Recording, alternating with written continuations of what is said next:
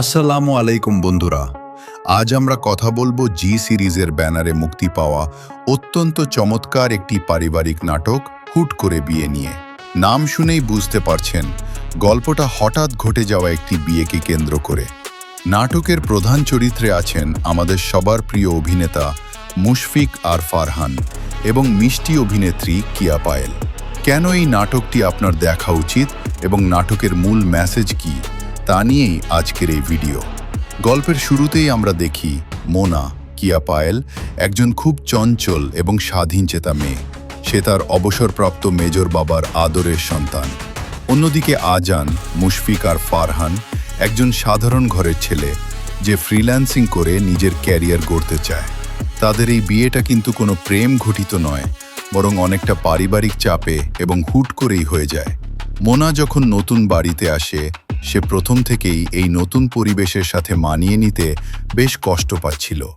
বিশেষ করে আজান এবং মোনার মধ্যে যে আন্ডারস্ট্যান্ডিংয়ের অভাব ছিল তা নাটকের শুরুতে বেশ মজার এবং কিছু আবেগী দৃশ্যের মাধ্যমে তুলে ধরা হয়েছে।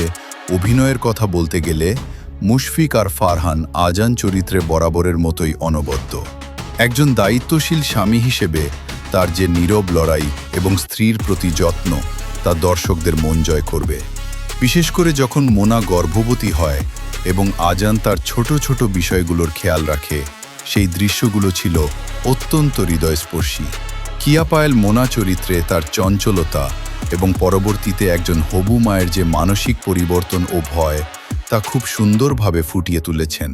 শ্বশুরবাড়ির মানুষগুলোর সাথে তার মানিয়ে নেওয়ার চেষ্টা এবং মাঝে মাঝে বাবার বাড়ির জন্য তার যে টান তা আমাদের সমাজের অনেক নববধূর বাস্তব চিত্র। নাটকের গল্পের আসল মোড় আসে যখন মোনা গর্ভবতী হয় এবং সে তার ক্যারিয়ার ও পড়াশোনা নিয়ে দুশ্চিন্তায় পড়ে যায়। এই সময়টাতে দুই পরিবারের মধ্যে কিছু ভুল বোঝাবুঝি এবং ইগোর লড়াই শুরু হয়। মোনার মা তাকে নিজের